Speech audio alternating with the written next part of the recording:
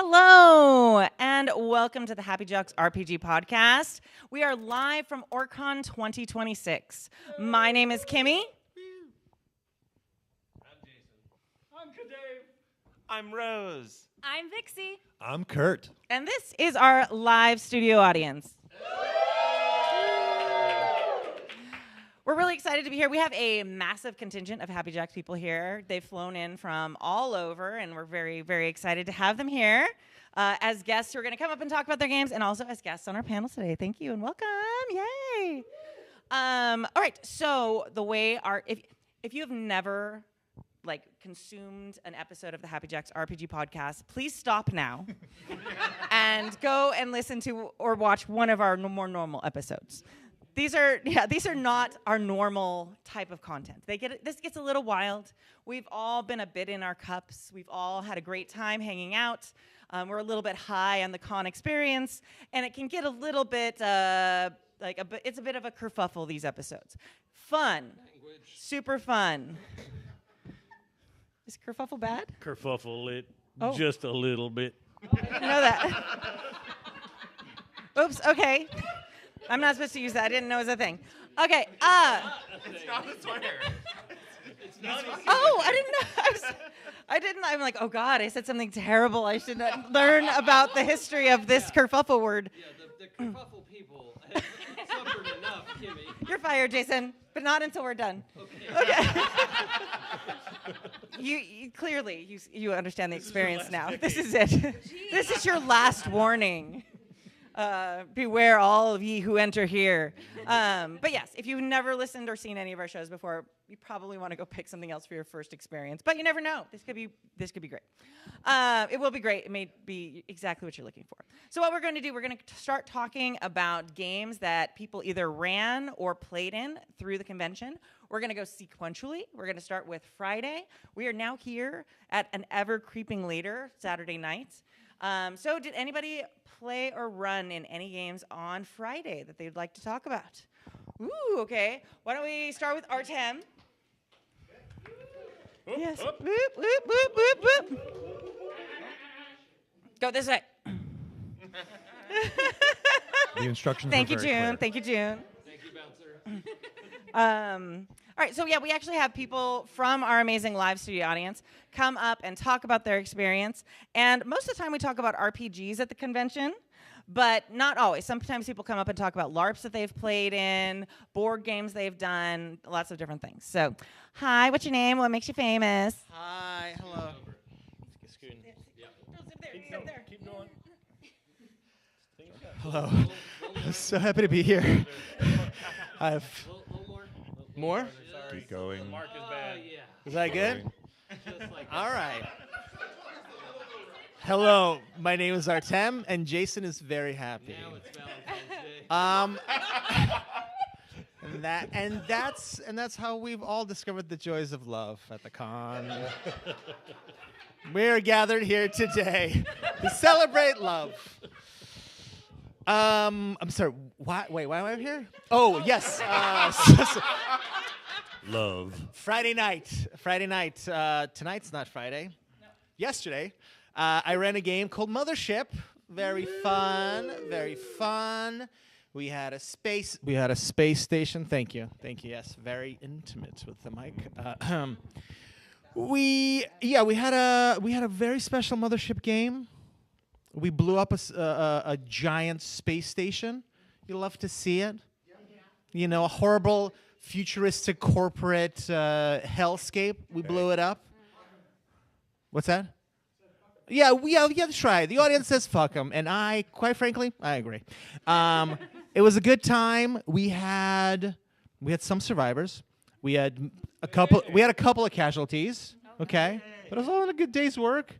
And I, for one, I'm very proud of. I'm very proud of everything that transpired. Yeah. No. That's what I've got to say about that. So you've run Mothership a couple times at the convention lately. I was lucky enough to play in one of your Mothership games last con. What is it that speaks to you? Why do you want to keep running that game? Why do you keep going back with new groups of people? Ooh. Great question. Wow, wonderful question. I love it. Can we hear for that question? What a good.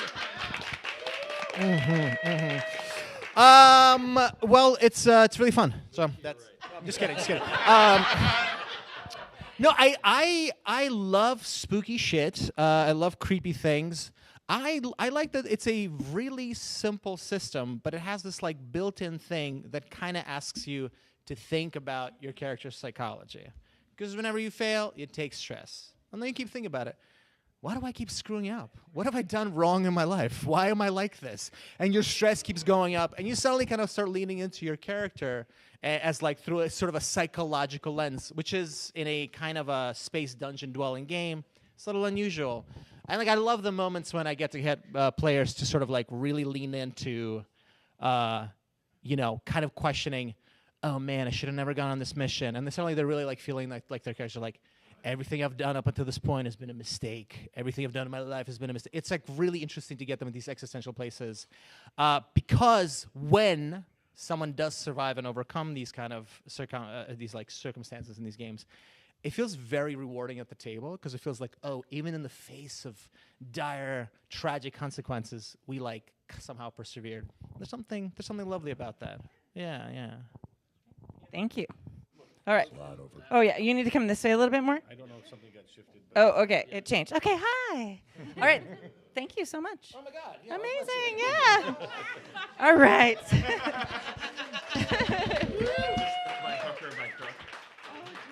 All right. We're moving our tape mark. Hold, please. Now we're going to have a few comments from the man, the myth, the legend, Mr. Strategicon himself.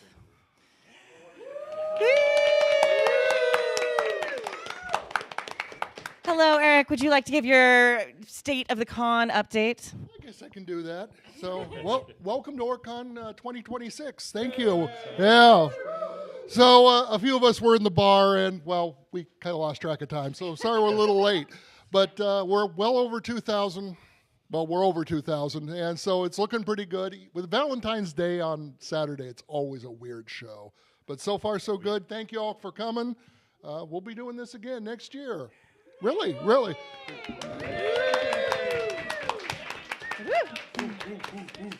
Amazing. Yeah. 2 more times this year. Exciting. Amazing. Thank you so much. All right. Other games on Friday. Let's do, yeah. Oh, okay. Why don't you come talk about it first, and then you can come, and now that we are just stepping here, you can come this way. It's okay. I'm making an executive decision. There's the new tape. Yay. Hi, what's your name? What makes you famous? Hello, my name is Jason, and I'm famous for growing in power every time this Jason tells me to swallow the microphone. Happy Valentine's Day. I like this. Put both headphones on, it gets real good. I consent twice. Friday night I ran Moonlight on Roseville Beach, which is a game of a queer disco and cosmic horror. It's set in 1979 on Rose Island, which looks a lot like Fire Island, in Roseville Beach, which looks a lot like Cherry Grove. And it is a game of crime solving. Whenever things, the island is known for supernatural activity, and weird stuff happens. When stuff goes wrong and people go missing, nobody wants to call the cops because cops hate queer people, and at least, especially more in 1979. And so somehow you and your roommates are the ones people rely on because you have a knack for solving mysteries. And it's really fun. Davi got to play, Kadave got to play, and no, it went really, really well. All right. I hear some players would like to come speak to the experience. Woo! What's your name and what makes you famous? My name is Davi. Down the barrel. Jason's into it. And evidently, I am famous for sexually harassing a microphone. The game is fantastic. The entire game had a very Scooby-Doo queer level of game where one of the NPCs is like, wait, is she straight? What's she doing here on this island? Was Scooby-Doo not already queer? Oh, good heavens.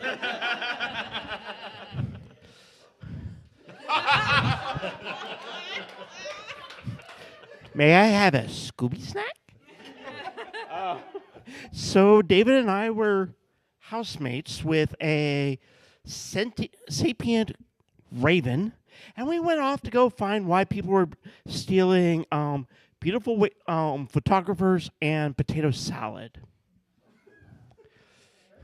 And we came in to this one room where the person we were looking for was chained up by goblins, being forced to make curtains. And it's like, so for me. So for me! Highly suggest the game. The mechanics are fun. The people are fun. The subject is fantastic. And we need more queer representation in gaming. Maybe not more disco representation in gaming. Thank you. So Awesome. I just want to add to that from that game. At one point, my human brain, not my in-character brain, went, wait. Is it okay if I spoil a little details of the... I guess so. If anybody wants to play. All right. Well, if you think you might play this game again soon, I don't know, drink. But at one point, my human brain snapped, and I was like, wait, that old lady is such a terrible human that she summoned demons to do her shopping rather than hire a gay person. Like, I need to go punch this lady in the face.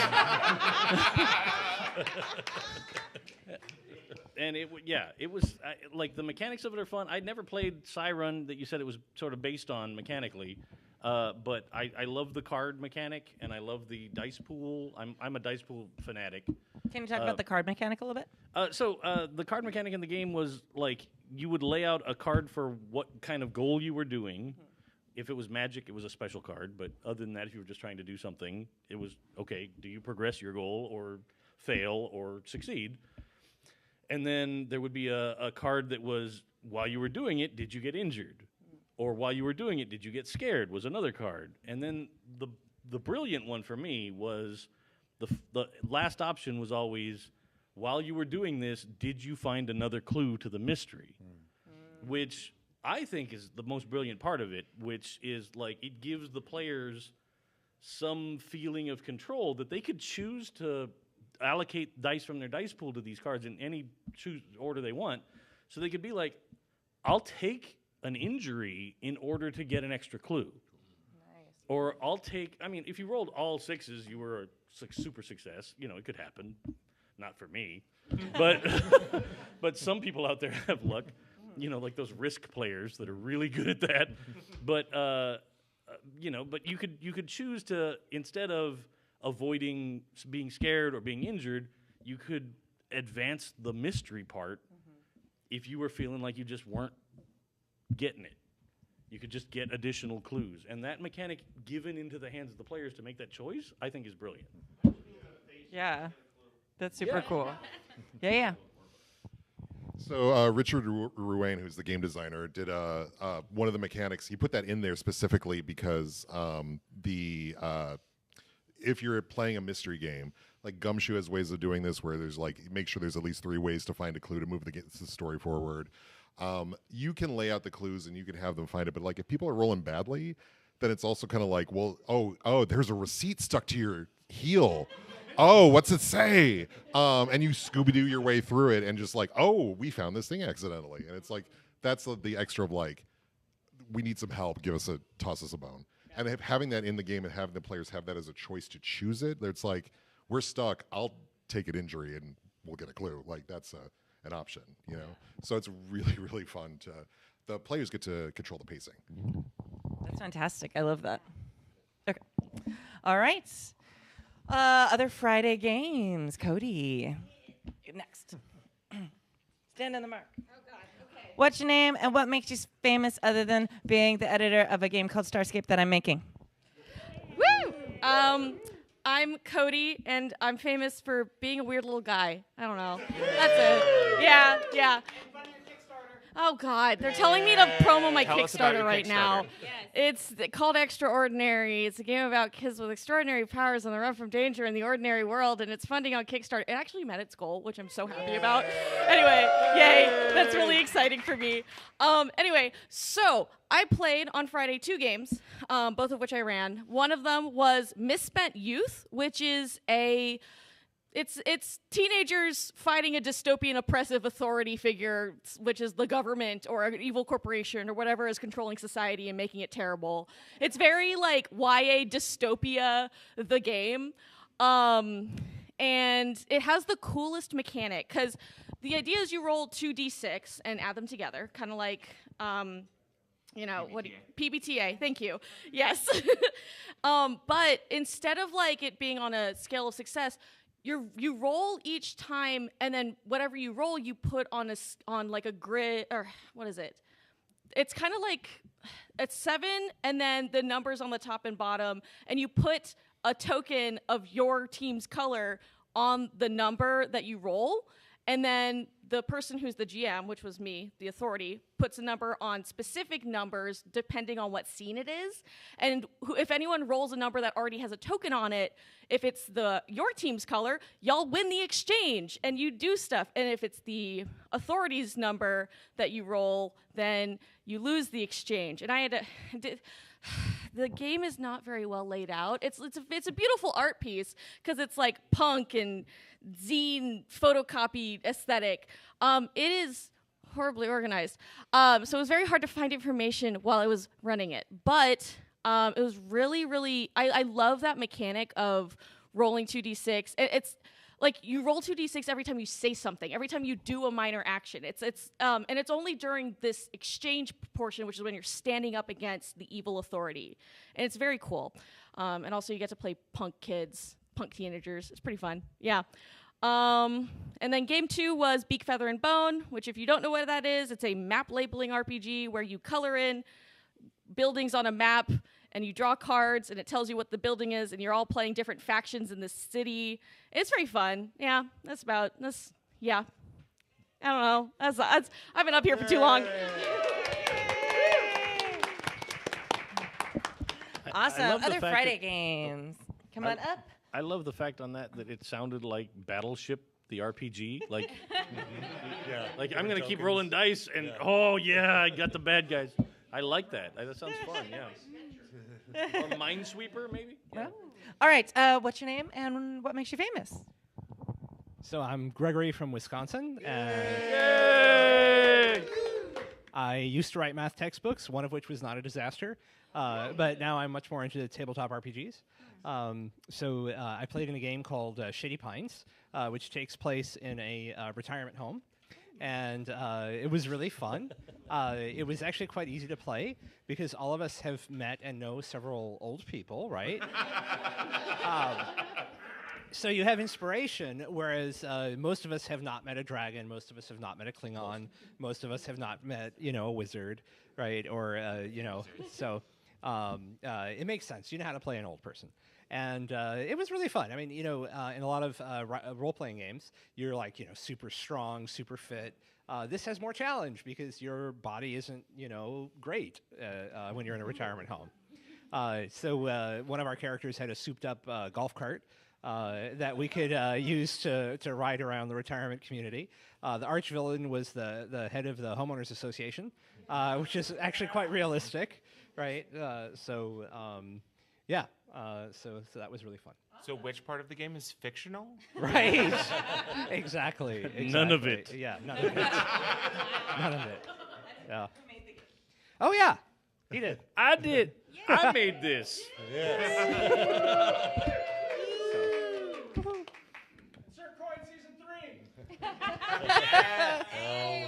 100%. This started as I want to run a 3rd season of my insert coin game on stream, and I was like, we did the characters when they were little, like teenagers. We did the kids as young adults. Now I want to fast forward 55 years. All right. I know. That's the best part. Everybody else is like, Oh man, I can't run like I used to. Crashes out there running laps around the golf course. Like, let's go. On your left. So, Dave, tell us a little bit about the game. So the whole concept is there are, it seems like 100,000 RPGs out there in which you play a kid, you play a teenager, you play a young adult, or somebody that's spry and excellent at everything they do. And when I was growing up and watching movies obsessively, because I've always been a cinephile, I always loved the films that were about old folks having adventures of their own, like Cocoon or Batteries Not Included, or yeah, you're right. Like, I think about Batteries Not Included, and I get a little choked up because it's just like, oh, Jessica Tandy. But or the fact that I'm rapidly approaching the Brimley line. For those of you that know what that is, I know. Come to us, Dave. Yeah, yeah. But I like the idea of there's people can still have fantastical adventures, and I'm also a weird coffee filter of pop culture. So I have caught all kinds of weird shit in my brain over all of my years here. Accurate. And that's actually the part that's stopping me from making this a game that other people can run, because the key moment in GMing this game is, cool, everybody made characters. Now what kind of weird shit is happening at this retirement community based on the connections they've all made? And then I take 10 minutes and go, it's vampires. Okay. Or weird zombies. Or the HOA president has decided that, like, oops, it was all a weird blood experiment. Yes, a certain conspiracy theorist decided that it was rabies. And that's what caused all this. It's it always wasn't, rabies. but I loved that a lot. The TV doesn't lie, dude. Yeah, the television never tells you a lie, for sure. For sure. The people on it, maybe. But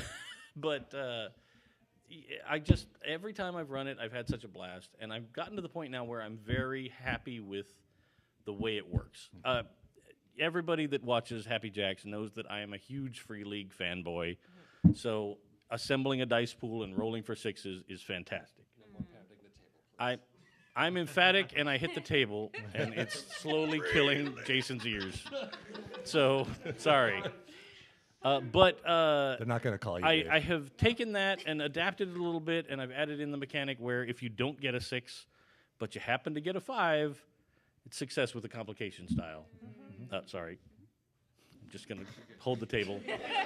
But that's been working out great, and I have blatantly used the stress mechanic that Free League introduced with the Alien RPG, because old folks running around and dealing with supernatural shit are going to get stressed out.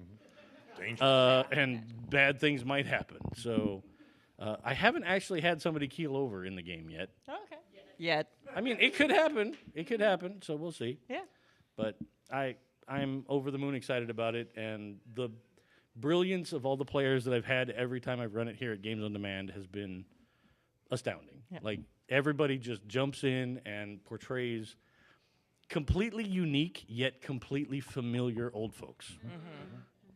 And it's delightful. Yeah. So Yeah, I want to jump in on that. Like, I was just amazed at how quickly I was able to develop a character idea just from that one image.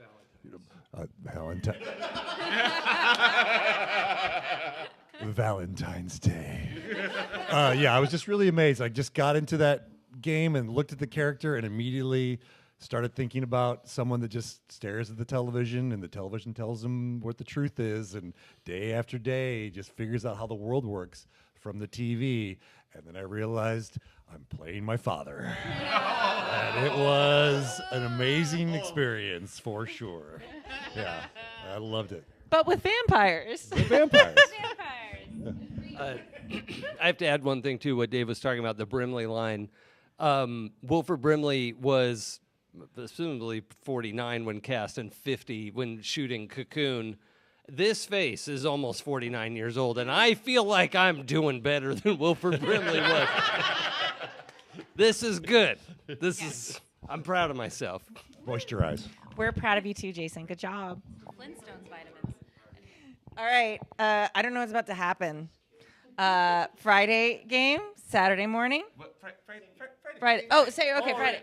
Oh, got it. Same one. I have people that like me sometimes.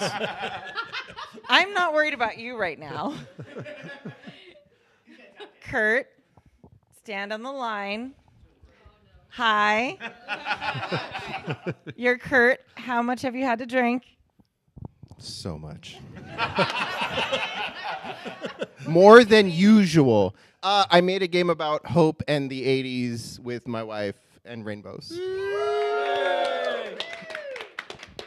Okay, so we played Shady Pines. I got to talk to you because they already know this. I played Shady Pines, and my favorite thing about this was I decided to play my Uncle Mario, who escaped from Cuba.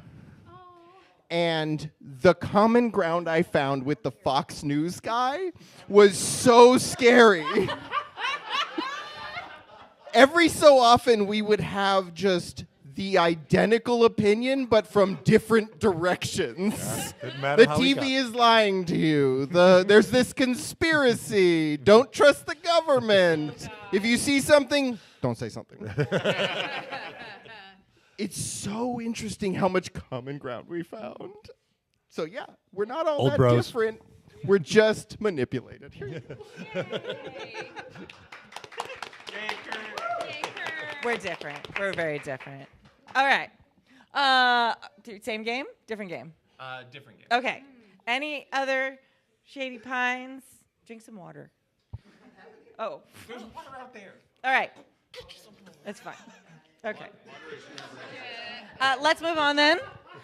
So, Vixie, you GM'd. I did, but Okay. it was Saturday. We're still on Friday. Oh, okay. You GM'd Yes. in their I game. facilitated and GM'd. Okay. Fantastic. I did 2 games. Oh, fantastic. Tell us about them, please. Hi, so my name is Rose, and what might make me famous is I'm sorry. Hello. Sorry, more Valentine's Day. I'm gonna steal this for a while. So, hi.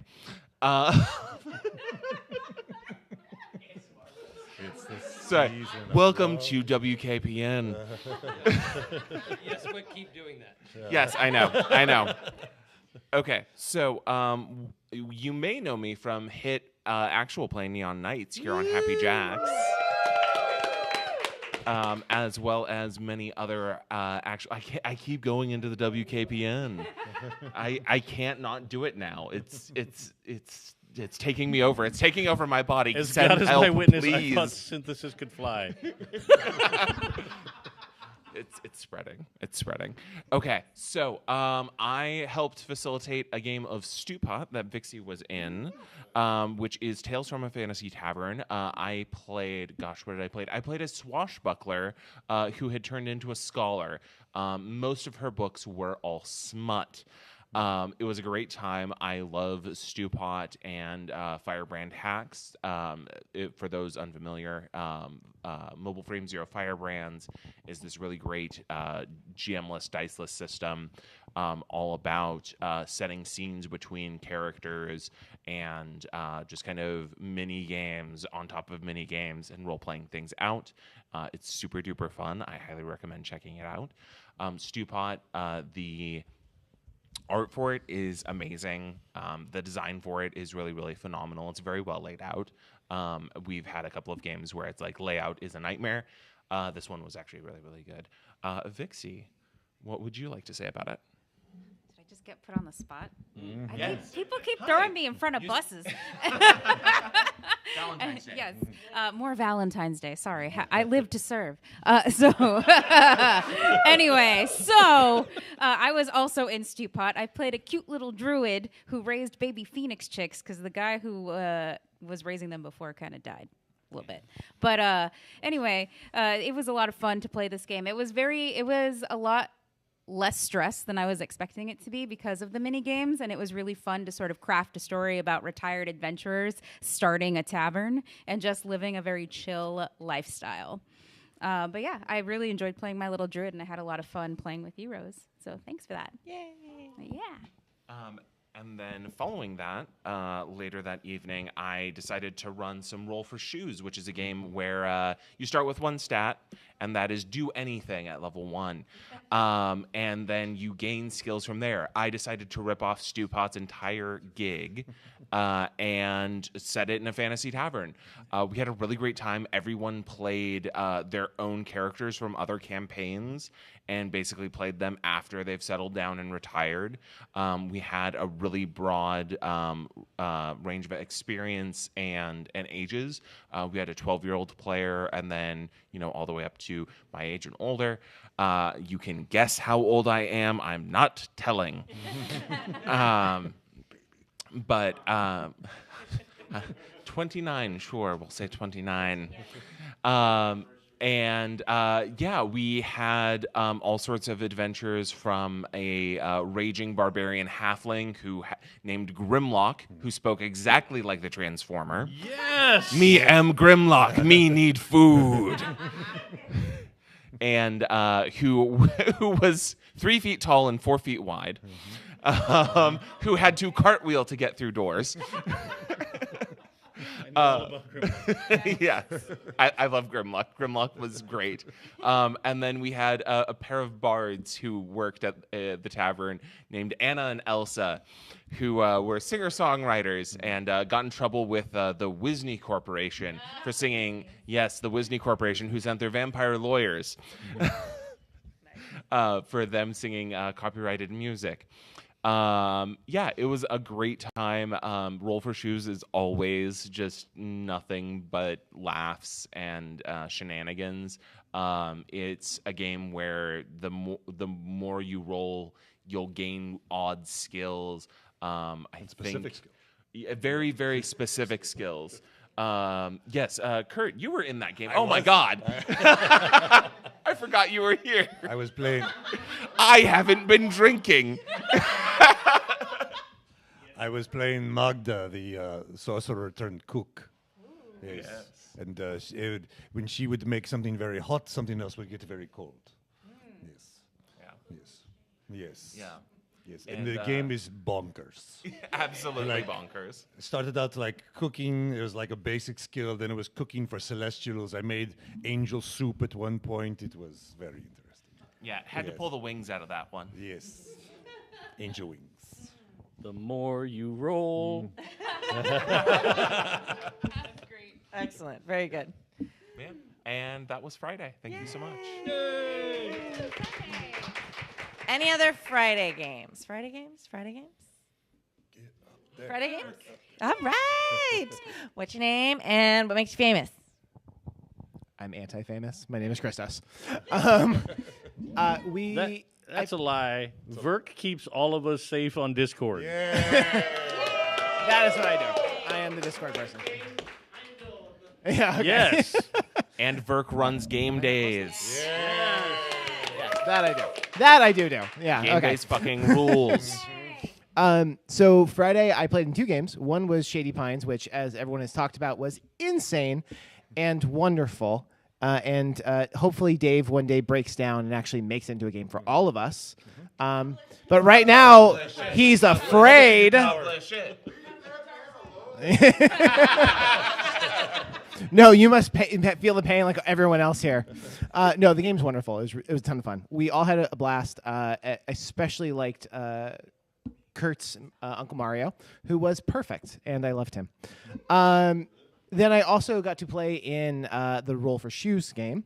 Roll for Shoes, as a system, it can fit on a postcard. It's so small. And it was really cool for everyone. They could roll. They got these cool skills. They failed. They succeeded. I only succeeded with every roll I made and got nothing of the system.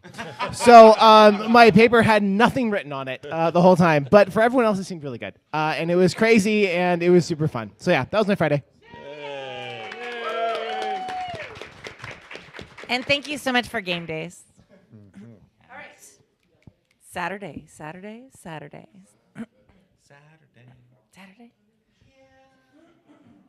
Oh, my. All right, we already spoke to you. Remind us of your name and tell us about your game. I am Davi. I am Davi. And I'm almost embarrassed to admit, but Valentine's. I'm almost embarrassed to admit, but I did go and play that game that rhymes with truncheons and flagons on Saturday morning. And Don't be ashamed. yeah, and we were running the group I was with, we were role playing so much that we were like running an hour behind the game because the DM had never conceived of us role playing. And he's like, Dare you? it's like, I have 3 combats left and we've got 30 minutes. And my sorcerer and the light clerk bumped our fists together and double tapped fireballs through the next 3 rooms. Boom. Choo choo. And you get a fireball, and you get a fireball, and you get a fireball. And when the game master was like, shouldn't the clerk save for healing? I'm like, ashes don't shoot back. Throw another fireball. It was a lot of fun. You know, any game you have fun in and you laugh, especially if the DM kind of scowls, that's fantastic. Nice job. Saturday morning. Saturday. Behind you. We have so many Saturdays. Oh, wow. Hello, all the Saturdays. Okay, you can go first. Okay. I would first like to preface this with I have been a loyal listener to Happy Jacks for 15 years. And I am from so Alaska. And, well, you know, it's psychic damage is still, it's wonderful. It is. It is. Yeah. And it has been such a surreal joy to get to be at this convention and sit at tables with people who I've listened to and laughed with. It's that whole parasocial experience. Like, we're all hanging out together. This is great. And it's a podcast. But I actually got to hang out in rooms with people and play games with and smile and laugh. And so it was a dream beyond dreams to get to hang out and play Kimmy's game with Kimmy. Yay! That was amazing. Yes. And we kind of talked about what, you know, you get to pick what genre you want to go with. And Hot Rob, who I was just first time I got to meet, Hot Rob. And I get it. I definitely get it. You're a gorgeous human being. Amazing. Valentine's Day. Hold on. So, real quick for the panelists. Hot Rod didn't choose that name. We chose that. I feel like that's important for everyone to know. Yes. And also, please don't clap in front of your microphones. Sorry. Thunder. How does it feel, Jason? Bad. Okay. So much psychic damage. Are you asking compared to the 5 other times I've produced this live show? No. I meant like when you do loud things when I'm editing the audio later for your shows. I've never done that. I hate it when... No, he just goes, hi, everybody. I'm in. Hey, okay, roll the dice. Hi, I'm back. I'm Jason again. Yep, that's correct. It's so funny because it's so true. All right, sorry. I hate it when the parents fight. Pooja has a whole series of hand language of indicating that I have left the cone of sound. We're not fighting. Snark is how we show affection. I'm just especially pointing this out because I've just powered through 45 episodes of Astral Circus, which has been a delight, but it's like, oh, there he goes again. So you're talking about me. Oh yes, enough about Jason. Let's talk more about Kimmy. I mean, that's why we're all here. Clearly. Yes, you get to pick your genre of space story you want to tell, and so we kind of thought about Firefly, we thought about Farscape, and what about Firescape? So that's what we went with, and so it was great to have this kind of bit of Western vibe, but then Muppets. So I went immediately to my favorite Muppet, who is Sweetums, and decided to play the warrior as Sweetums, but then I thought, well, I don't want to be immediately like guns a-blazing. Let's make this a little bit more weird because it's Happy Jacks, and I'm trying to impress everybody with how weird I can be. And so I made Sweetums, but with Julia Child's voice, who was the cook. And so she just didn't want to fight anyone at all. So it was an absolute delight. And Kimmy has designed a game. If you haven't played it yet, you need to play it, where you find yourself in feeling space so quickly that you don't even, it catches you by surprise. So players that are less likely to roleplay, less likely to feel the feelings, all of a sudden are feeling them just because that's the way the mechanics is just easing them into that space. And so there was a moment where Dave's character, who was the coolest of cool hot shots, that was so tan that when he would take his sunglasses off, he would blind us with the tan line that was there. It was just brilliant stuff. Decided to talk my character down from feeling terrible about her or their warrior past. And I hadn't been at a table in a while where all of a sudden I felt my eyes get watery and felt it hit me right in my core. And I was like, that happened so quick and it was so beautiful. So I absolutely love that game. You've created a masterpiece. Thank you. Yeah, that was a super fun game. I did have a interesting experience that has never happened to me before as a GM. I had. Valentine's Day. Valentine's Day. I actually had a player take advantage of our open door policy.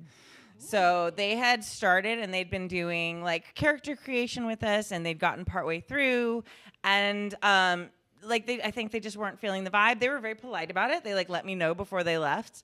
But they were just like, oh, thanks, I'm going to go. And I was like, okay. It was like 45 minutes into a 4-hour session. So it was kind of like, it was a little humbling. It was good. But I think it was just, it took me a minute because like you have to kind of like wrestle with those feelings because it's hard not to take it personally, especially when it's your game too. So it was just like, oh God, is it my GMing? Oh my God, is it my game? Oh my God, is it my perfume? What is it? Do I did my hair bad? But like you run through it, and it ended up, I think, it was if that was the good choice for them. I don't know why they left. They were very polite about it. They did a great job of it. But it was interesting. Like we talk about it, and I've given advice, and like people on the podcast have given advice about it before. But being kind of on the other end of that was just a little humbling, and also like it took me a few minutes, and I had to like sit with okay, don't be offended, don't be upset. It's okay. It may be nothing personal. Maybe it has nothing to do with any of this. Maybe it has nothing to do with the game. Maybe, who knows? And then like, okay, we settled in, and then we ended up having a really great, amazing session. And then I saw that person later, and I like smiled and waved and like tried to make sure that they felt like it was okay. You didn't like break the law. I'm not angry. I don't hate you forever. We are not nemesis. Okay. So yeah, it was an interesting kind of experience. But even I had that moment of like, oh, okay. And I felt like it got me off my GMing game for a few minutes, and I had to like get back on and be like, oh, okay. No, we're fine. We're doing it. And we had a really fantastic game after that. It was very fun. It was also really interesting to run the game after it's been through. It's not final like layout, but it's like it's complicated. It's not final layout. It's like the quick start layout that we made that is going to be different than the final layout. How's it going, that we Cody? made. How's it going? It's fine. Everything's fine. Don't get my editor to snitch on my writing. It's fine. Don't make the face. I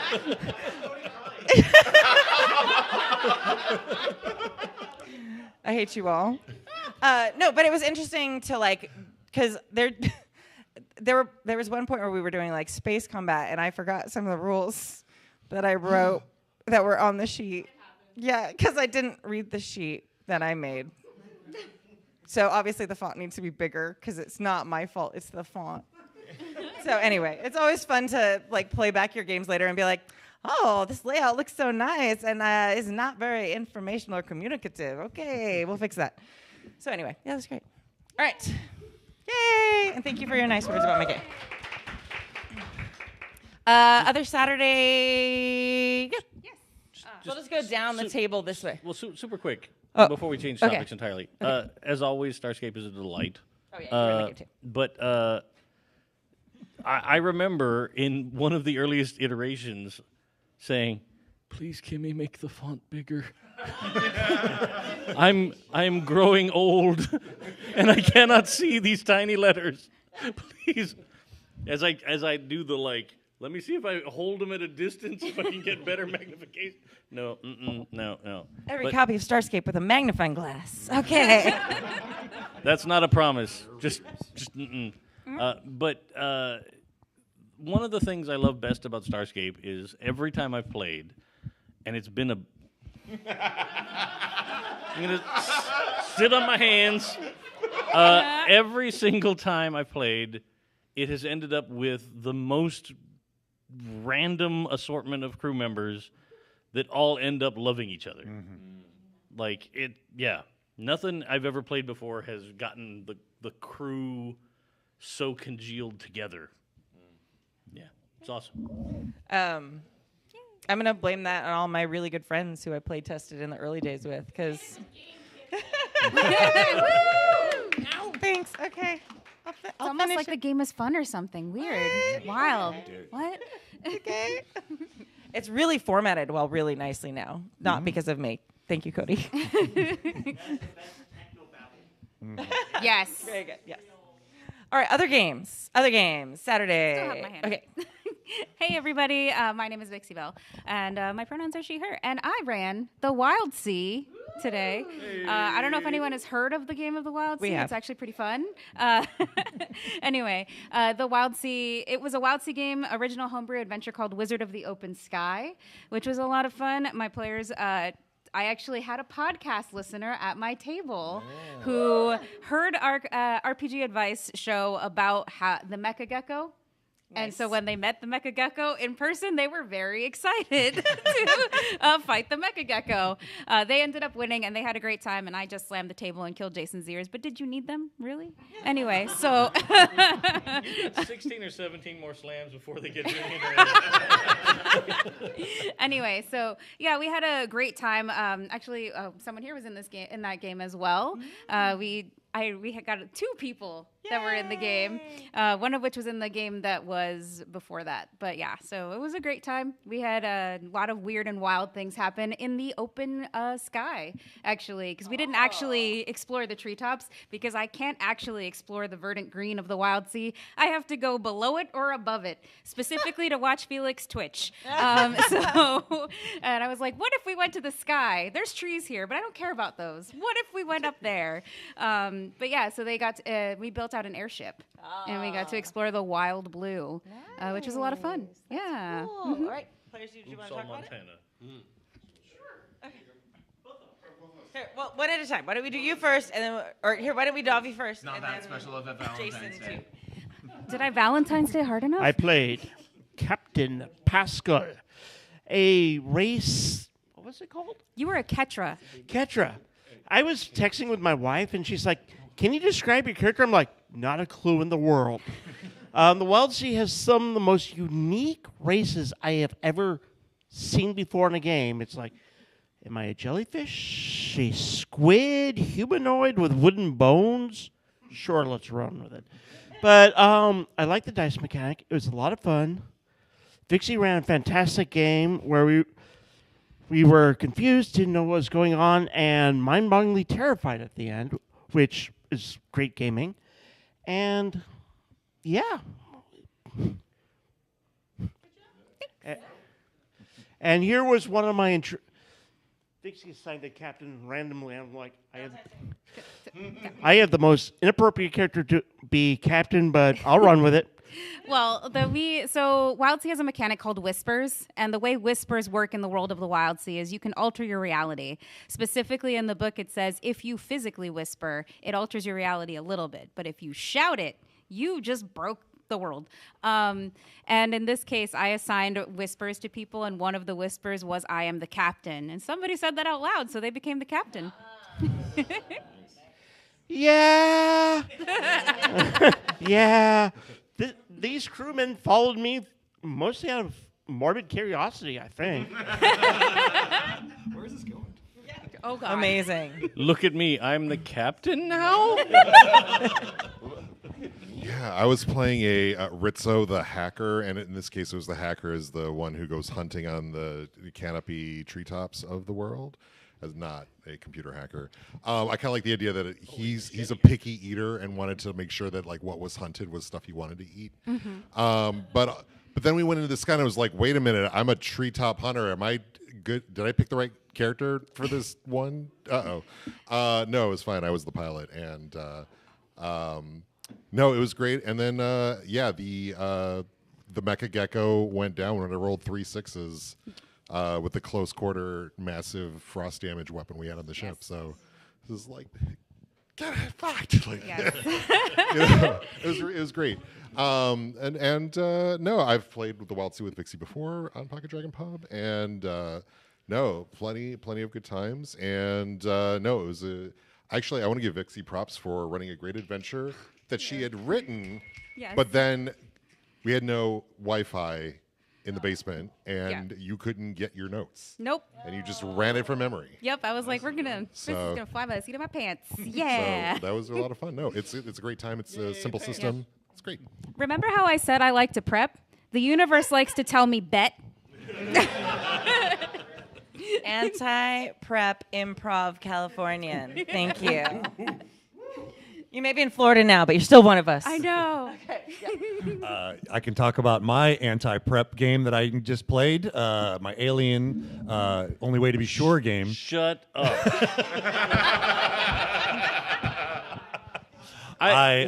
If I were to prep like that, it would take me 9 months of doing nothing. Like, my children would starve. I would.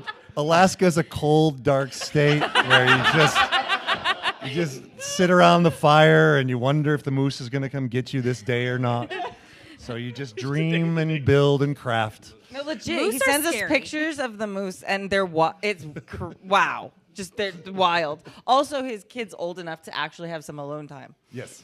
So that helps. Yes. If you have children, just know that when they're 10, I don't know, you could start to say, hey, why don't you just stay home a little bit for yourself, and we're going to go out and avoid moose, and you can see what happens. Yeah, and it's great. We get an hour to ourselves. It's wonderful. But, okay. Well, with the moose. Yes. I was playing in a home game, Alien RPG, and you know, there's colonial marines, there's ships officers, all kinds of different careers, and I was playing the company agent. And if you've seen the movie Aliens, you're playing Carter Burke, basically, who's just the greasiest scumbag ever. And my wife said, you are having far too much fun playing this character. And I just started the idea, well, what if everybody got to play Burke? And so I started to build a game around the idea of just a bunch of corporate people all hanging out and having to get a task done in the worst way possible. And so I thought, what's like Mad Men in space, Mad Men and aliens? And so that was the conceit of the idea. And then again, I have a fair amount of time to think about things while I'm up in Alaska. And Jason was suggesting that he was playing a game where he was like, I wonder if this is what Captain Kirk experiences, wander around, you know, floating in his boat. Yes. I am out there. I was probably listening to one of the IPs just out there floating around on my boat, taking people back and forth. And there was an episode where Rise Corp, which is one of my favorite corporations in the world, made a deal where all the players got to be Rise Corp members, and they basically killed each other in this office. And it was such a brilliant idea. I went, let's do that. Let's pursue it. So it started off with Alien RPG, which comes with these beautiful dice. It comes with a great, game screen, all these things. Free League, really creates beautiful products. Well, when you have that as a base, it's like, well, what else can I do? And I decided, well, it'd be really fun to have a big Weyland-Yutani map right on the floor, right on the table. So when you walk up, it's like a corporate presentation. Like right away, you know what this is about. And it was really fun to watch people walk by and say, is this an alien game? Can I play? I'm like, no, I'm sorry, it's full. And the reason it's full is because we have an amazing Discord that is moderated by an amazing human being that I could put on there and say, hey, this is my first convention, OrcCon. I'm a little bit nervous about who might show up for my game. Could I just get a bunch of Happy Jacks folks to show up for it? So I just ringered my whole table with the most amazing players. It was fantastic. And then it was like, well, they could have ties. We could have sculptures. And just kept going. My wife's like, how many props do you, and she's a theater person, how many props do you want for this game? I was like, there's never enough props, more props. So I brought all this in one whole suitcase, all this stuff that was in there dedicated to this game. And I was a little concerned that it was going to be too much, but I was a teacher at one point, and I realized that there's a beautiful moment when you look at how like a learning experience is happening, and then you shift it and do something else. So there's constantly different things happening, how that gets people to engage with what's happening. So as a game master, I think about, let's not just sit at a table and roll dice. Let's think about other, like, let's get up and do stuff. And having that part of the game, I just loved seeing my players get up and start to build a molecule or build a drop ship or all these things. So it was a joy. It's one of the most fun games I've ever had. Thank you very much. Oh, wait. I got to sit on my hands. So I was astounded at this game. Like, sitting down at the table, I was like, yeah, aliens. I'm a huge Alien fan. And we started off, and the very first thing you asked us to do, and then 30 seconds later you went, time's up, put your pen down. You did it wrong. And gave me a stress for in the Alien RPG. I was like, oh my God. Oh, okay. All right. And then, like, I tried to focus more, and then it was task after task with a time limit of, like, trying to figure out how to get, like, physically getting stressed about making my corporal character was amazing, and it just kept going. It was not, okay, cool, I came up with this one-off little joke. It was more and more and more, and then becoming attached to some NPC I made in 10 seconds and wanting them to succeed, and they didn't. Joke's on you, it's an Alien game. Yeah. It's not so good. Have you watched the movies? One thing I want to add to that, too, is I brought in the Happy Jacks Lines and Veils document, which is a brilliantly designed document. It's so nice that I sat down and was like, these things are going to be intrinsic to this game. There's going to be body horror. There's going to be violence. There's going to be player versus player. Like, get ready. And then you can pass it around. And it's so nice that people say, yeah, we're here for that. That's great. As opposed to, like, oh, I don't want this at all. And then Chaosium makes coasters that are X cards. And they're like $10. And so I had 3 of them at the table, so there was within reach of everybody. Because I love this family. It's so cool. And I was like, I am also going to lean into being the biggest asshole and try to stress them out.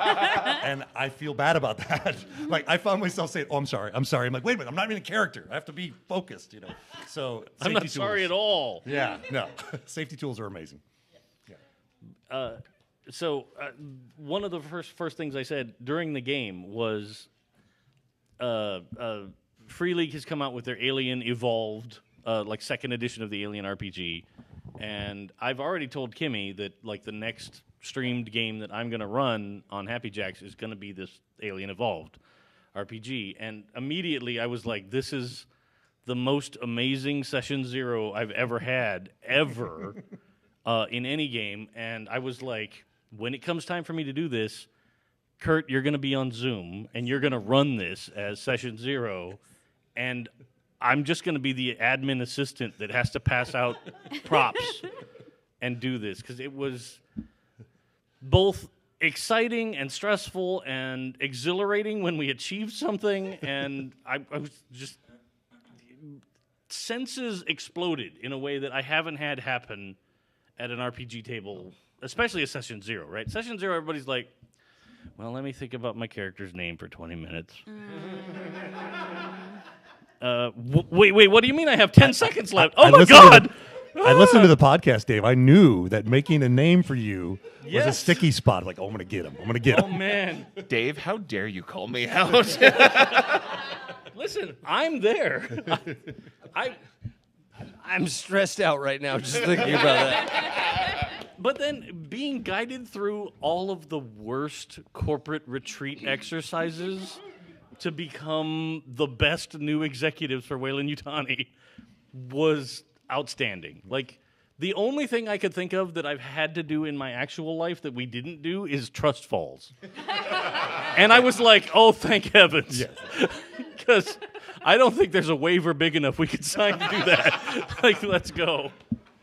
The one caveat is if you do the straw towers in the studio, I'm not cleaning it up. No. I will take all mess responsibility. I'll vacuum. I just Yes. I just want to point out something interesting about Alien. that we found out when I ran it. I didn't play in this game, but I wanted to add this tidbit. You can have a cat as part of your items.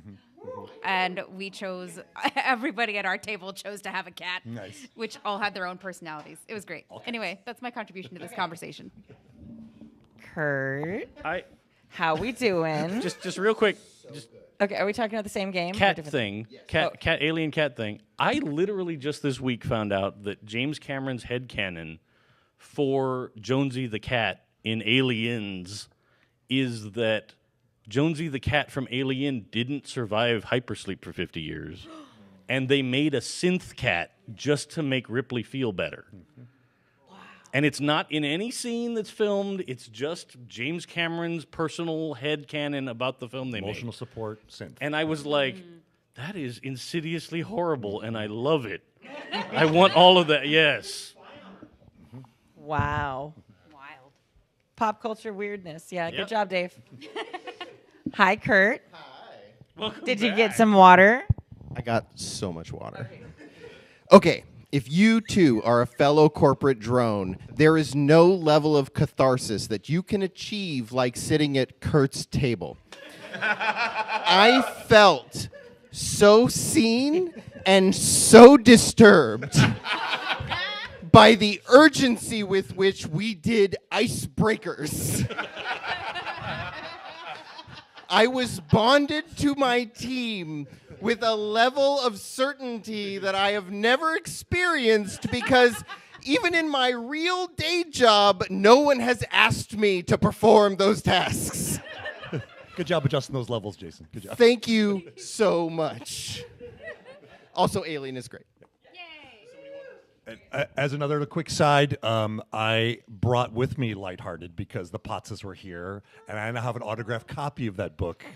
And if you haven't played Lighthearted, it's a beautiful game. It's really amazing. All right. Saturday, more Saturday. Okay. Rose, and then we'll go next. Okay. So that was today. Valentine's Day. Hello. I ran Masks, which is really outside my wheelhouse.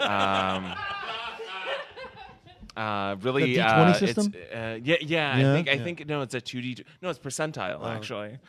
So I played. I ran Masks: A New Generation for a couple of people who are here. Yeah, big round of applause for Masks. It was a good time. I'm not going to go into too much detail in hopes that players will spoil things. It was a really good time. Getting to sit down with no idea what the hell I'm actually going to do. Go through character creation and then actually have a plot. It's a good time. Masks, as always, lives up to being a fantastic emotional experience game. I got to ask the players, hey, how mean can I be? Repeatedly. And the answer was yes. So that was a delight. Not everyone who played was able to stay for the show tonight, but it was so much fun getting to run for everyone, and I look forward to running it again. But one of them is here. Yes. Who's that? It's a me. No, he was Mario. I got to play in this game today. It was a lot of fun. One, I love Masks. I found Masks, I don't know when it came out, like 15 years ago, something like that. Literally, I was almost done with the hobby. This is not a joke. I was like, I can't find people that wouldn't play Shadowrun or Scion. That might have been me. your first problem. Yeah. Well, no one would play Scion with me. No one wanted to be the Children of the Gods. It was just and then Adam ran Demigods at our nerd gym. And Demigods? I mean Masks. That was a plug for an amazing game. Oops, all plugs. Freudian slip. Yeah.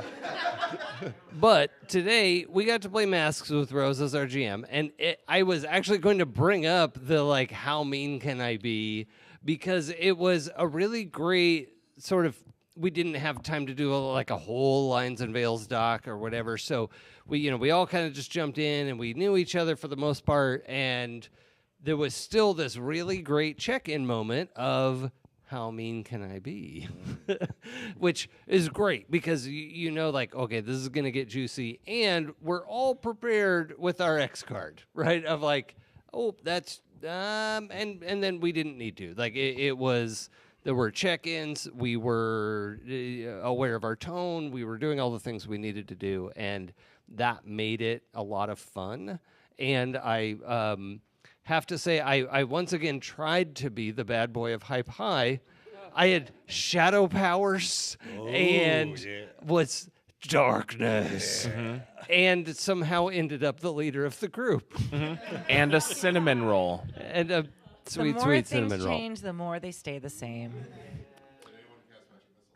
Yeah, Jason has one character. It's the same character in every campaign, and that is cinnamon roll. Not always. Sometimes it's triangle. Jason playing Masks is the first other character in an RPG I've ever played with that made me physically tear up in a game.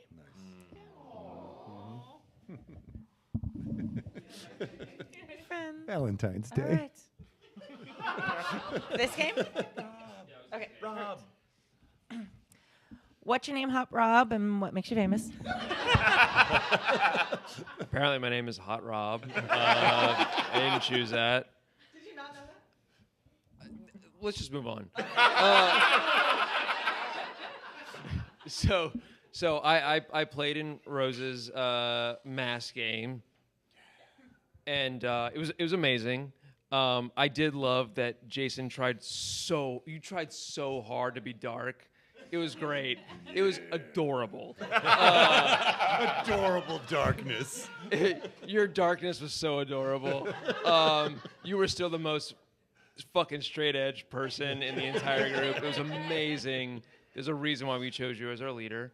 But I really loved that Rose was like, you like stepped out of like the GM chair for a second. You were like, let's just do some wishes before we actually play the game. And I thought that was amazing because it actually helped us like really center on like, what do we want to see happen right now? More here? Here? What? Down the barrel. Down the barrel. Down the barrel. Down the barrel. Yeah, do that. I can still you're good. But yeah, but like you like really like teed us up to like think about what we wanted to see happen in that session, and the idea of it being a one shot, and it's like, oh look, we're here for a good time, not a long time, so like let's just get all the cool stuff that we want to see happen right out was amazing. So thank you, that was amazing. Thank you. Okay.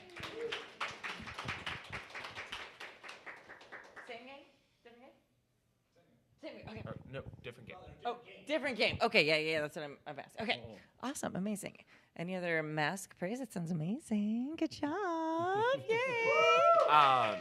If I can reiterate just how fantastic my players were, it was a really fantastic time. I find anytime I'm able to sit down at a table and get a really good grasp of like where our boundaries are, where our lines and veils are. We played a little bit fast and loose with lines and veils. I was running for Jason and Adam, who have played in over a year of masks with me, and then many other people who I knew very well. It was actually my first time meeting Rob. But Hot Rob. It's fine. Do you want me to call you that? Kimmy, you're making it just a little weird. Okay, I'm sorry. I'm Rob. See, I'm particular about names. Well, we have multiple Robs too. I We have know. so many Kurt's I'm and so many aware. Jasons and so many Robs. Okay, we love you all. It's fine. But yeah, being able to say, hey, do you need me to pull my punches, and being told no, you're fine, swing for the fences, is just, it's why Masks is amazing. It's just this big emotional schmoz, and it's such a good time.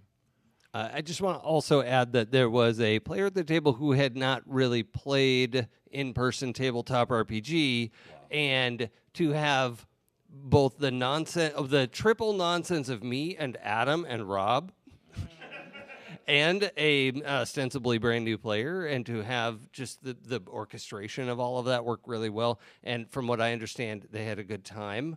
You know, that was Not to put you on the spot. Yeah, you don't have to come up. That's okay. Like if you don't want to, but. Yes, yeah. We were not pulling any punches, but Rose did. Oh, I did not pull punches. I was swinging for the fences. All right, it was awesome. Awesome. All right.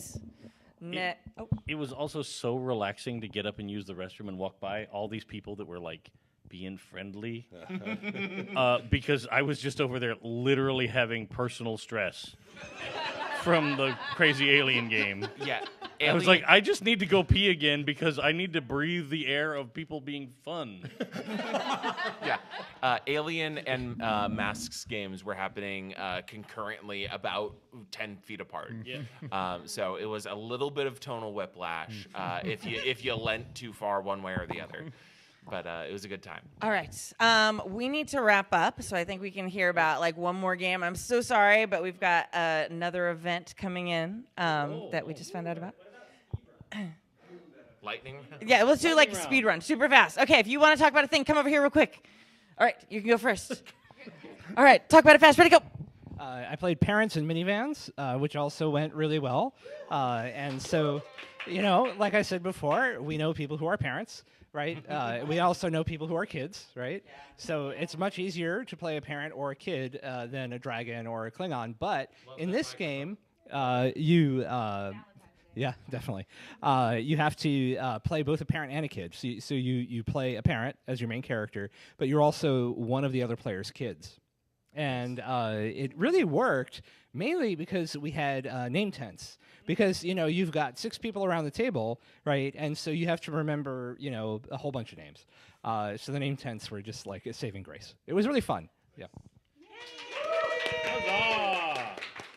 And it's a game by Artem. He's working on it. It's very exciting. All right. Let's go. Quick, Drunk Man. Hi. Okay, so I want to shout out to Tones, the champion of games on demand. Who facilitated Space Station Phobilex, which is a multiplayer star-crossed game. If you don't know what star-crossed is, it's a 2-player game of love. We had multiple tables of star-crossed going on, and we were all on the same space station. So if something happened that affected the station, everybody got affected. Like we crashed an asteroid into the station because I was an asteroid miner. It was a really fun time spending Valentine's Day playing a romance game with my wife, Katie. And we finished first, which I chalk up to experience. Well done. All right. Thank you all so much. We're going to continue on with the con. If you want to join us, there's 2 other Strategicons every year. They're fantastic. They're fun. And yeah, it's a great space, great people, amazing. So yeah, that is it for our live con at OrcCon 2026. My name is Kimmy. I'm Jason. I'm Kadave. I'm Rose. I'm Vixie. I'm Captain Kurt. And this is still our live studio audience. And we will see you next time. Bye.